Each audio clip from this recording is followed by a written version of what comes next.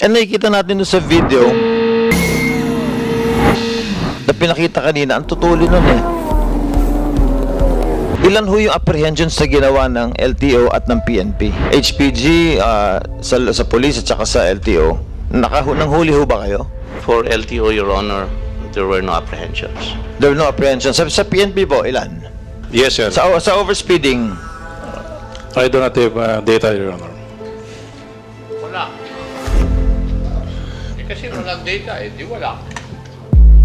this is a race.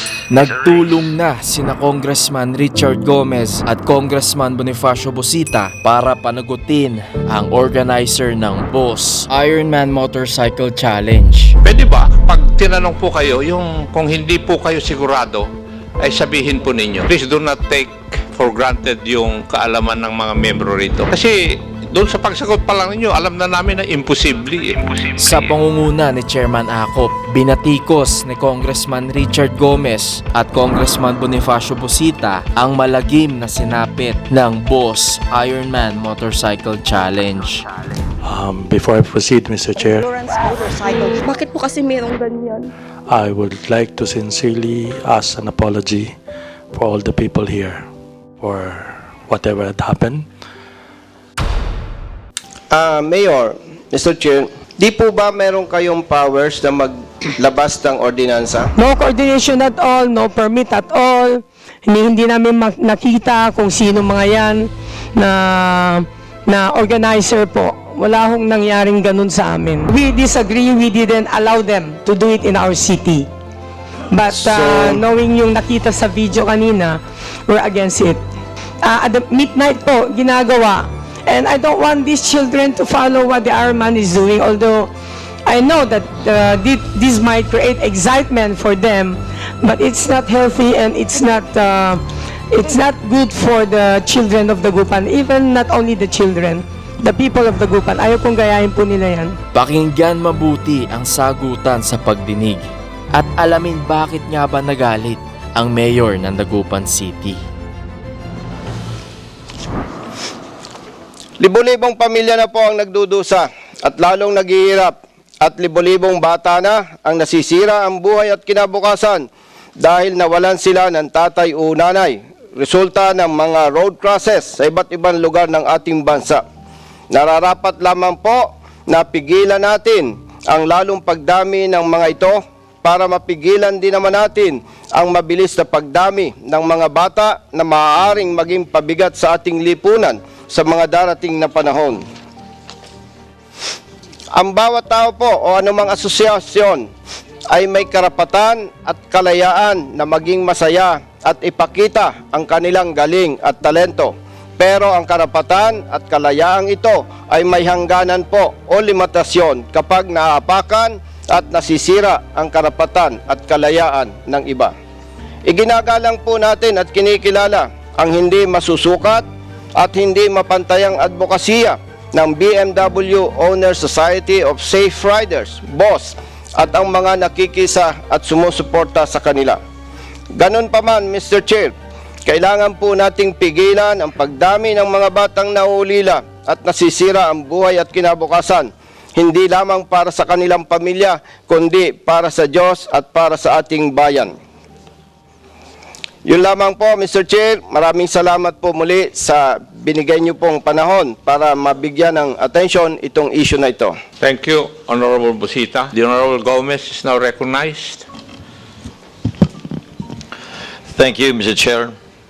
Congressman Romeo Acop, sa akong makauban diri sa Kongreso, our esteemed colleagues, our resource guests, good morning to everyone. I sponsored House Resolution 1620, urging the Committee on Public Order and Safety to investigate and aid legislation the involvement of motorcycle endurance event riders in accidents resulting in fatalities and injury for the purpose of improving public safety. Mr. Chair, year after year, motorcycle enthusiasts drum up excitement for the BOSS Ironman Endurance Challenge. BOSS stands for BMW Owner Society of Safe Riders. Its organizers, patrons, and participants publicize the events as huge success. Despite the fact that these events mostly come with horrendous accidents that have caused many losses in lives through the years. One of the biggest controversies with regards to Boss Ironman events is that the organizers repeatedly stress that this is not a race.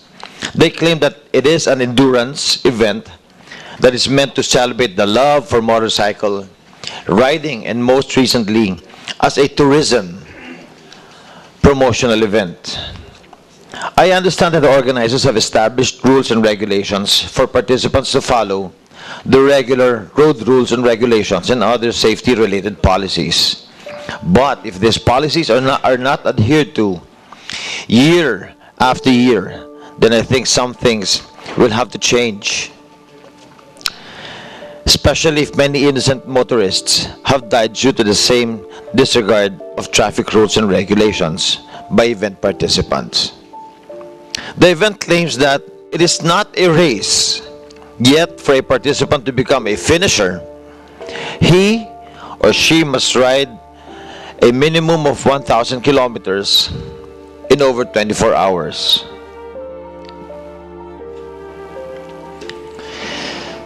As far as we are concerned, Mr. Chair, this is a race.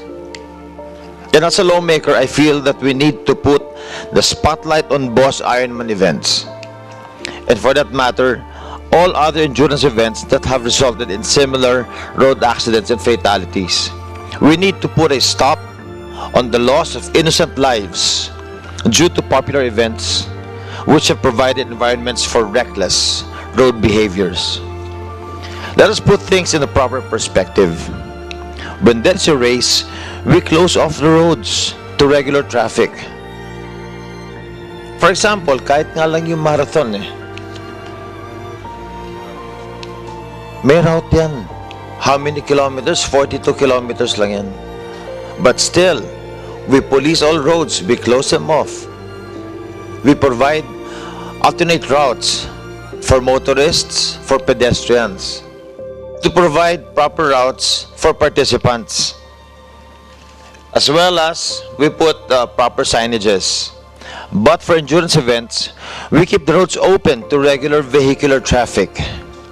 This means that regular motorists in cars, jeepneys, tricycles, regular motorcycles, bicycles, and pedestrians all share the same public roads with event riders who are supposedly not racing, but riding at speeds of over 100 kilometers anyways.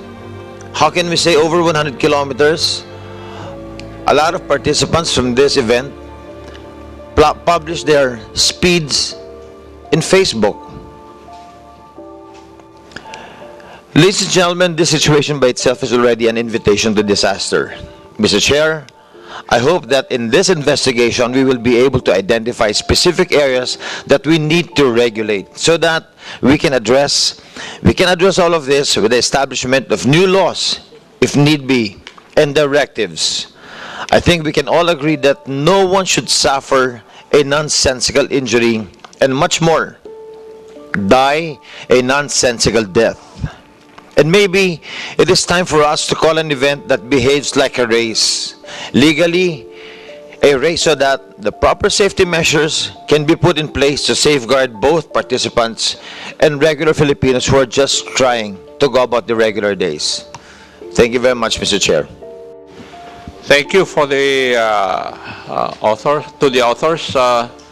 May I know if Boss will present their side? Do you have a presentation to make? Yes, Mr. Chairman. The chair will now acknowledge the representative of Boss for their presentation. You have the floor. Good morning. I'm Joseph Tan, the current president of Boss. We are also the organizer of the Boss Ironman Motorcycle Challenge. Before I proceed, Mr. Chair, I would like to sincerely ask an apology for all the people here for whatever had happened, especially for the people of San Juan, Palawan, Dagupan. It's unfortunate that fatalities has occurred in this event. Just, do we have a presentation or can I just impromptu on my side?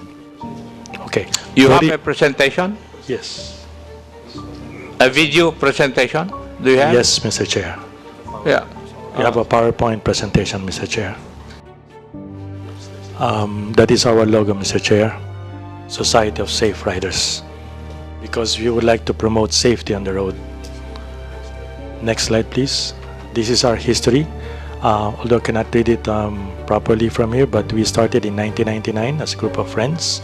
We organized this Boss Ironman, or the Ironman, you know. We started as friends. So as year goes on, people join. Boss, mas maganda siguro kung gagawin natin yung mga checkpoint stops para po yung mga participants hihinto, pipicture, kakain. At the same time, it encourage business, no? Dahil yung mga maliliit na mga tao nagtitinda ng balot o ng kanyang produktong tupig, merong bibili. Marami rin pong hihinto at matutulog. So yung ekonomiya ng lugar, kahit papano, nakakatulong po yung Boss Ironman. Kung fatalities ang pinag-uusapan, masakit sa amin, no? Para sa akin na nagkaroon tayo ng fatality na 2. Pagtapos na po yung event, tapos parang concert or anything, if somebody dies from the concert, after the concert, I mean, what do we have to do with that, no? But in spite of that, we try to assist and work out, no? Immediately when I heard about the accident, the organizers decided to stop in respect dun sa buhay na nawala. Ang problema lang natin, Mr. Chair, umalis na lahat eh. Pag pinahinto mo dun sa mga checkpoints, we try to checkpoints, pero tuloy-tuloy na po eh. Again, our apology for that. Wala sa akin, personally, walang kapalit ang buhay. Basically, yun po yung aming gustong sabihin. So the Honorable Gomez is recognized. Thank you, Mr. Chair. Maraming salamat sa mga resource persons natin. Itong simpleng katanungan ko lang ay in aid of legislation, no? Unahin ko na ho yung boss. Yung pong organization ninyo na boss, BMW Owners Society of Safe Riders, is this a club? An association? Ano ho ito? It's a club. It is a club. Is it registered under the Securities and Exchange Commission? Yes, Your Honor. Okay. So, during the time na nagkaroon kayo ng Boss Ironman Motorcycle Challenge, how many participants did you have? 1,800 in Luzon, about 700 in Mindanao. So, total, mga ilan? That's about 2,500. 2,500. And you were charging how much? May nag-charge ba kayo ng joining fee or registration fee? There is a registration fee of 5,000 pesos. Times 5,000 pesos. So that's 12.5 million pesos. Yes, Your Honor. Okay, 12.5. Did you issue a receipt? Yes, Your Honor. Can you show this committee the receipts that you issued, please? Under what corporation did you issue the receipt? Your Honor, if I may answer, if I may be Yes, allowed to please. answer. Salamat po. Ang We are a non-stock, non-profit corporation, and we are also a BIR registered entity, Your Honor. Okay. Opo. So, ang Ironman event po is an activity of the club na kami po ay nagpo-provide ng kaukulang recognition doon sa mga natatanggap po namin na Okay. So nagbayad yung ng registration fee, nag-issue kayo ng receipt? Your Honor, yung resibo po namin ay yung po kasing registration ng participants it's not a considered sale po sa It doesn't matter. amin. Nagbayad eh. Nagbigay ng 5,000 eh. Sa So, online na did you issue a legal receipt? Yes or no? Yes or no? What receipt did you issue as proof of payment? meron pong proof of payment yan doon sa online payment po. What receipt did you issue as proof of payment? Ganun lang kasimple. Can you please give a copy this committee of that issue, that receipt that you issued? To clarify, Your Honor, I don't think that boss itself issued the receipt. So wala kayo in-issue na receipt? You just said wala kayo in-issue na receipt. Boss as an organization, Your Honor, So who organized the BIMC? kami po, Your Honor. Ha? Kami po, Your Honor. Personally? Kayo lang? Yes, Your Honor. Club lang, yung boss lang po ang organizer ng BIMC. That's why I'm asking. Kasi may legalities to eh. You collected 12.5 million pesos. And then wala kayong resibo.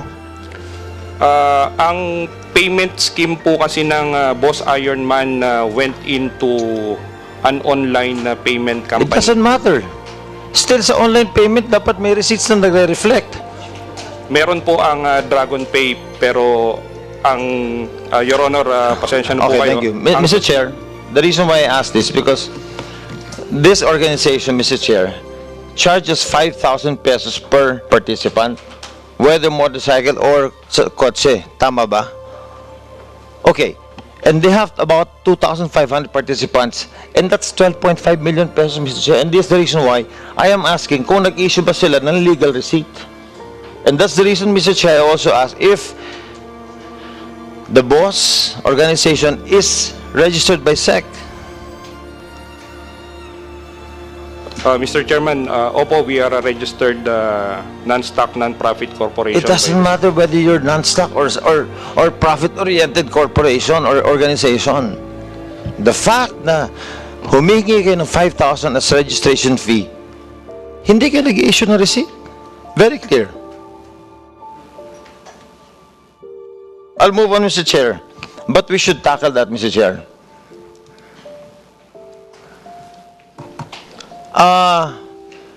The Honorable Gutierrez and Busita wanted a copy of letters you sent to LGUs for coordination.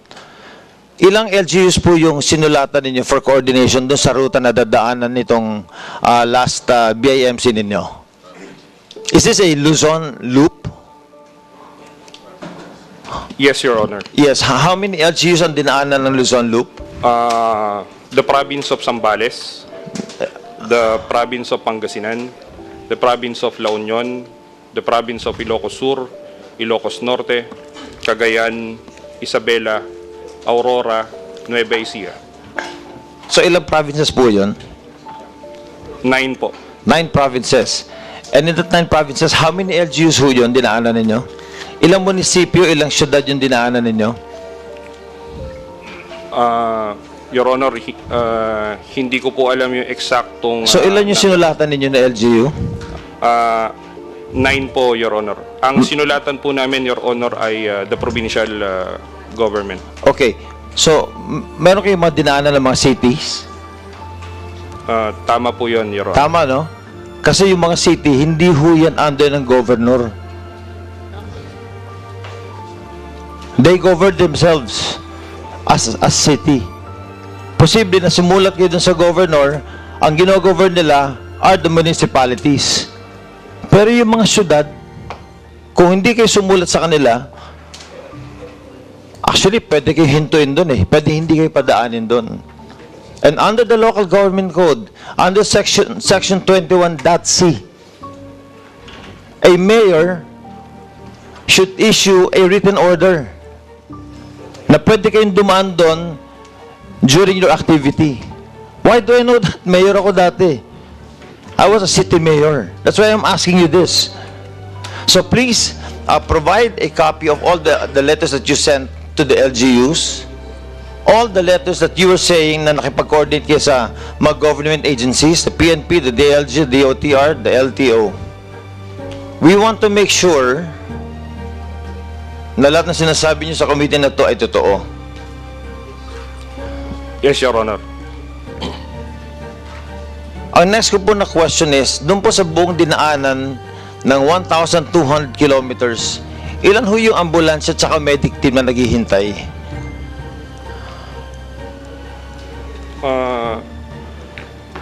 Your Honor, O dumating lang ho ba yung ambulansya at saka medic team doon nung na-aksidente na sila? Mr. Chairman, Your Honor, ang deployment po ng Bureau of Fire Protection ay halos lahat po ng bayan na dinaanan. Protection po ang local risk reduction management office po. Can I have a copy of that plan? Your Kasi Honor, kung ginawa ng Bureau of Fire yan, meron silang coordination plan with you. So, if it is true, if it is indeed true, we would like to have a copy of that. Your Honor, kami po sa BOSS as organizer ng BOSS Ironman Motorcycle Challenge, at the moment we are not in a copy of the deployment plan ng Bureau of Fire You, Protection. as organizers na natapos na, pwede ho kayong humingi niyan. Pwede ho kayong Yes. humingi niyan. So Yes, please Your Honor. provide us a copy of that. Opo, Your Okay. Honor.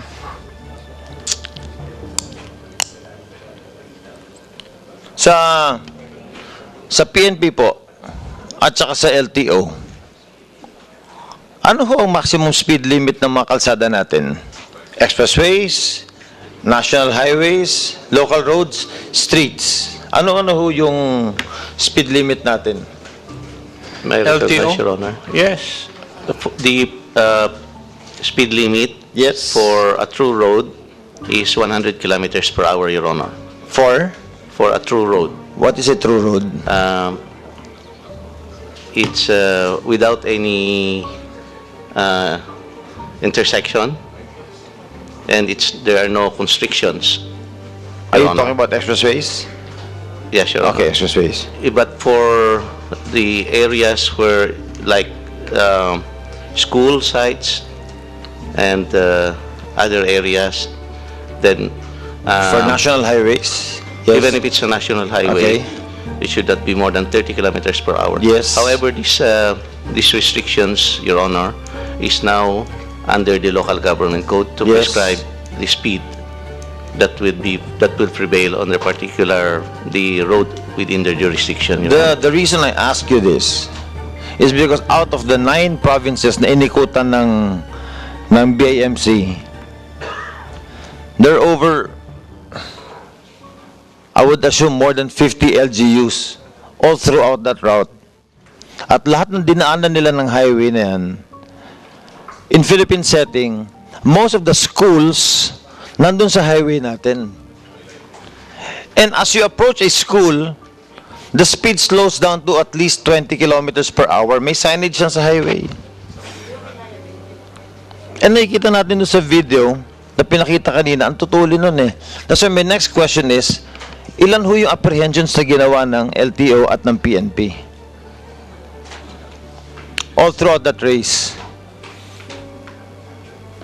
Ilan ho ang mga huli ninyo? HPG, sa police at saka sa LTO. Nang huli ho ba kayo? Because even if it is a race or endurance event, it doesn't exempt them from violations. For LTO, Your Honor, there were no apprehensions. There were no apprehensions. Sa PNP po, ilan? Ilan ang nahuli ninyo na overspeeding? Sir, in Region 2, I have only data on the incidents. Doon sa aksidente na. Yes, sir. Sa overspeeding, I do not have data, Your Honor. Wala. Kasi walang data di wala. paano nyo nalalaman na overspeeding ang isang sasakyan? Ano ang ginagamit nyo pang measure, pang sukat? Mata-mata lang ba to? Or turo-turo lang to? Mabilis, oh. Or what equipment do we use? LTO and PNP. This is very important because this is part of legislation. Kasi sa amin, when I was mayor, I was using a radar. And even if I was using a radar, sa mga traffic namin, kine-question kami. That is why I want to bring this up in this committee. This is a perfect committee to answer that and to make laws for this. Ano ho yung measurement natin ng pagsukat dun sa speed limit? Sa pagkuha ng bilis ng sasakyan. Can LTO answer this, please? Your Honor, it should be the speed gun. Speed gun. Yes, Under Your the law, is the speed gun acceptable? Or is there any law in the Philippines that allows us to use a speed gun? None, Your Honor. How about the DOTR? Would you know? None, Your Honor. Sa PNP? None, Your Honor. None. So, gumagawa tayo ng mga, meron tayong speed limit sa kalsada, pero hindi natin alam kung nagva-violate sila. Kahit tayo mismo na nagmamaneho, alam natin, nakikita natin may speed limit, may signage. It doesn't matter kung sumusobra tayo. Because we can always question that in court pag hinuli tayo ng overspeeding. So with that, Mr. Chair, I'd like to propose, Mr. Chair, that we come up with a bill and let's fight for it. That an equipment or a measuring equipment should be allowed to be used for measuring overspeeding vehicles, Mr. Chair. Is that a motion, Your Honor? I'd like to move that into a motion, Mr. Chair. If there's no objection, the motion is carried. COMSEC, please take note and prepare a draft in compliance to the motion of the Honorable Gomez, sorry. Thank you, Mr. Chair. And lastly, Mr. Chair, I'm glad to hear that boss is suspending the BIMC temporarily. Kasi sinabi nyo, i-retrofit nila. So pag na-retrofit na Permission to i-reformat nila. So that means pag na-reformat nila, ipapatuloy ulit nila, correct? Iba ko kasi sinabi na hindi na kami magre-reformat, tatapusin na namin karera, hindi na kami papatakbo. Am I correct in that, Mr. Permission Tan? to speak, Mr. Chair. Please. We are contemplating not reformatting not to continue the Boss Ironman challenge. Okay, so they're contemplating. That means hindi pa ho tapos. Pinag-iisipan pa, no? Kung Strongly contemplating. okay, thank you so much. Thank you so much, Mr. Tan. It's nice to hear that. I'm hoping that in the future, kung sakali magkakaroon kayo ng ganyang klaseng event, coordination is very important. Discipline of riders is very important. Kasi ako rin, rider din ho ako eh. Kumakarera din ako ng motocross dati. Kaya nagmumotor ho ako. Noong mga bata-bata ko, magkakasama ho tayo. That is why, Mr. Chair, it's very important na itong legislation is very important. Yung bringing up ko kanina, Mr. Chair, very important yung how do we determine overspeeding. Kailangan ho natin pag-aralan yan. So, with that, Mr. Chair, if there are further questions, I reserve further questions, Mr. Chair. Thank you so much. You're reserving your right for the second For the second round, Mr. Chair, yes, please. For the second round, do we have the Honorable Busita? You have the floor. Thank you, Mr. Chair. Mr. Chair, matanong lamang po kay Mrs. Diso. Mrs. Diso. Yes po, sir. Noong nabubuhay pa po ang mister mo, magkano po ang monthly na kinikita niya?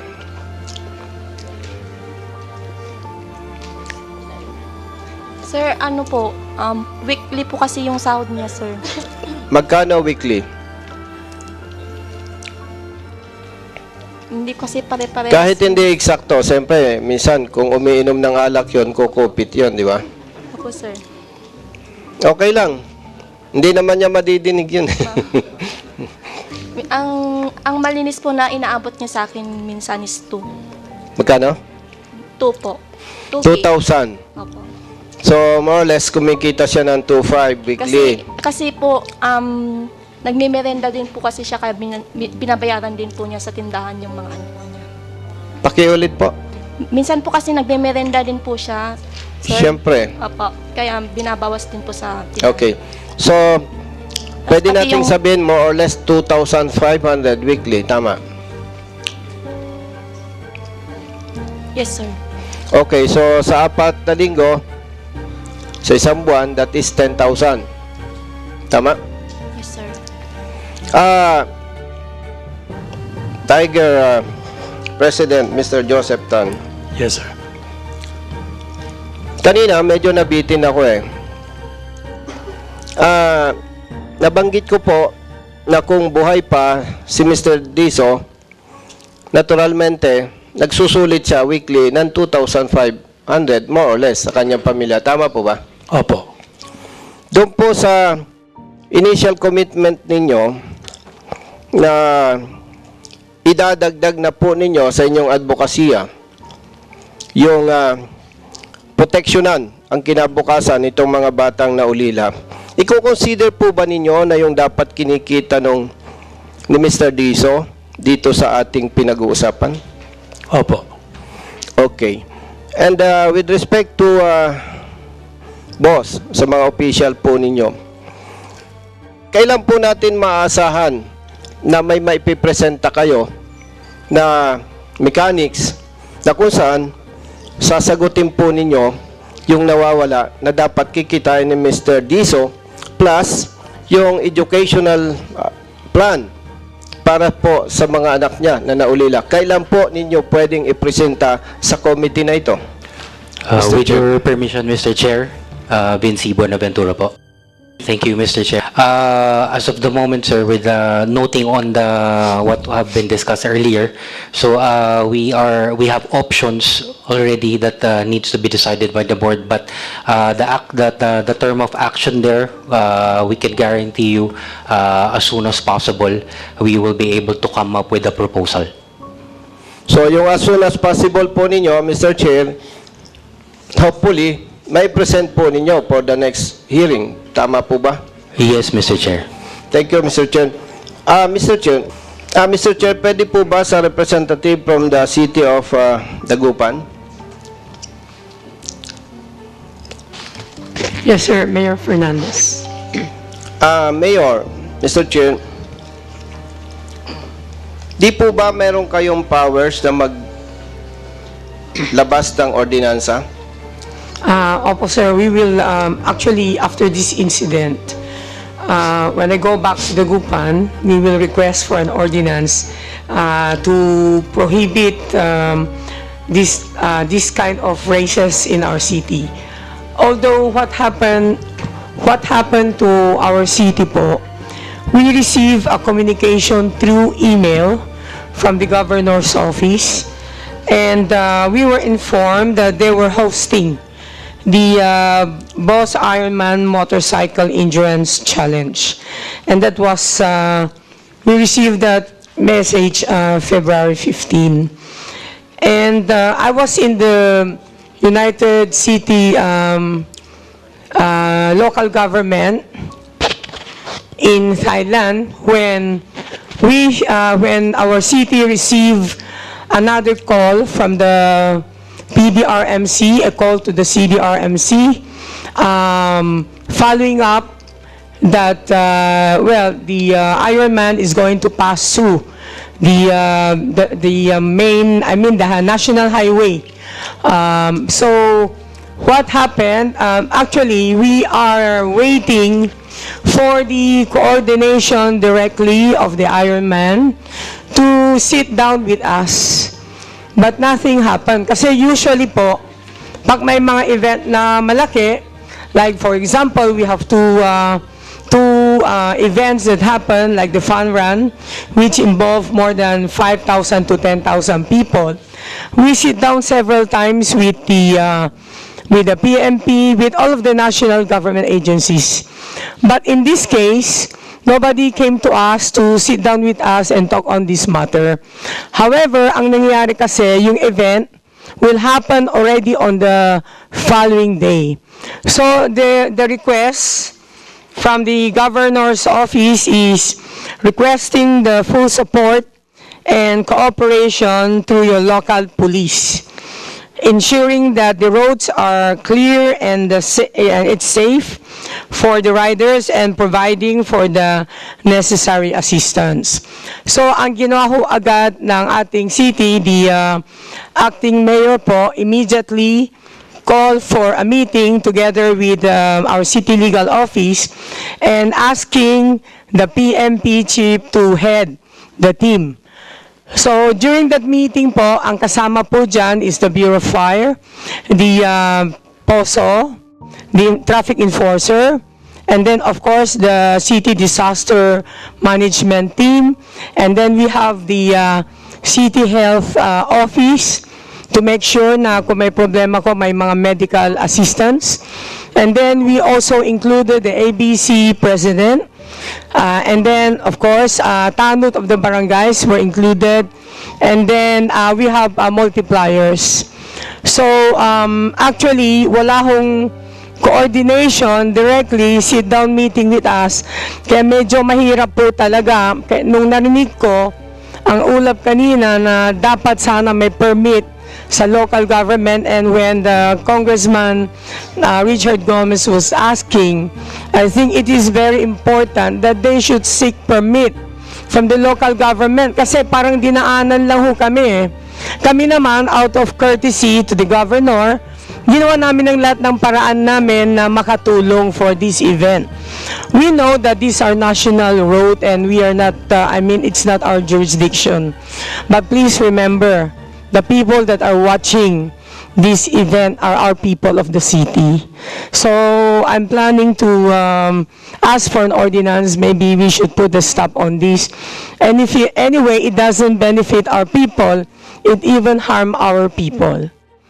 So ang hirap pa po ay no coordination at all, no permit at all. Hindi namin nakita kung sino mga yan na organizer po. Wala hong nangyaring ganun sa amin. Thank you, Mayor. Mr. Chair. So, Mayor, may request po si Governor to give assistance dito sa boss na gawin yung clear and safe. Halimbawa po, nag-coordinate sila. Kaya po ba ninyong gawing clear and safe yung area nyo? Well, kaya naman ho kasi we have been, we have the Bangus Festival and we involve 400 of policemen, multipliers, and ang dami hong taong nag-attend. We were able to do it. Basta po may sit-down meeting, may pinag-uusapan kung anong mga risks that we will take. For this time, alam nyo, first time ko lang nakita, Mr. Chairman, na ganun kabilis pala yan, yung event na yan, yung pinakita kanina sa video. If I should have known that earlier, kasi actually, nung umpisa po, hindi ho namin gusto, we are not interested. And then, previous to this, meron na hong nag-apply din sa amin. I don't know if it's a copycat, but we disagree, we didn't allow them to do it in our city. But knowing yung nakita sa video kanina, we're against it. Mr. Chair, alam po ba ni Mayor na after the event, nalaman po ba ninyo na may namatay kayo na constituent? Yes po, nalaman po namin and we know from the PMP that the case was filed. Thank you, Mr. Chair. To make it clear, pagbalik po ninyo, magpapas po kayo ng ordinansa na ipagbawal na to. Opo, kasi wala naman hong benefit ang ating city dyan eh. Tapos meron pang mamamatay. And it's not only that, I do not want to promote that in my city. Kasi marami hong mga kabataan na nagmomotor. Pero actually, we have a tie-up with the LTO ngayon. Ang ginagawa po natin ngayon, lahat ng mga nagmomotor po, kailangan may license. So, ini-stop na po namin yung mga accidents na ganun. It's not only because of the Ironman, but the city gave priority for the protection of our motorcycle drivers. Then, much more for an Ironman activity. Ayoko mamaya, baka gayahin po nila kasi minsan may mga hinuhuli na kami mga drag racing eh. At the midnight po, ginagawa. And I don't want these children to follow what the Ironman is doing, although I know that this might create excitement for them, but it's not healthy and it's not good for the children of the Gupan. Even not only the children, the people of the Gupan. Ayaw kong gayahin po nila yan. Thank you, Mr. Chair. Mr. Chair, nabanggit po ni Mayor na yung protection po ng motorist or ng constituents nila ay isa sa mahalaga sa kanila. Mayor, matanong ko lamang po, kumusta po ang wearing of helmet sa area po ninyo? Well, actually, before the national government came up with a helmet permit, I was the vice mayor then when we came up with an ordinance of the helmet permit. For the reason nandun sa De Venecia Highway po, marami ho talagang mga na-aksidente. Yan ang totoo. And we are very careful on that. Up to now, very strict po ang ating PNP. In fact, marami ho tayong nahuhuli na walang permit, walang helmet, and even the post enforcers po are very strict. That's why we work with the LTO. Sabi namin, of course, we have to ask everybody to get also their license. During the araw ng Dagupan celebration, there was almost 2,000 non-permit and non-licensed residents of Dagupan na nag-apply po for that training. And I was able to ask from LTO kasi marami pa hong nag-apply kasi the reason that they don't have that license, it's very expensive for them to go training to get a certificate. But now, dahil meron po yan, I want the people of Dagupan na mawalang permit to take advantage of that. Thank you, Mr. Chair. Mayor, Madam, pwede po bang malaman sa inyo, yung po bang police personnel ninyo, hindi po ba katulad sa ibang areas wherein ang sinisita at hinuhuli lamang mga riders? Hindi kaya po ganun din sa inyong area? Hindi po, pati sa mga drugs po, very strict po kami sa Dagupan. Lahat po. Actually, lately, nagkaroon din kami ng, together with the DNR, ang ginawa ng PNP po. Pati yung mga informal settlers, yung mga nagla-land grab po, ay magkasama po kami sa lahat. And then, of course, including the peace and order, lahat po ng programa ng ating government po, walang problema po kami sa PNP ng Dagupan. Thank you, Mr. Chair. Madam Mayor, can we expect ordinance prohibiting motorcycle challenge kapag pag bumalik po kayo for the next hearing? Yes po, we Maasahan will po work ba hard namin on yan? it.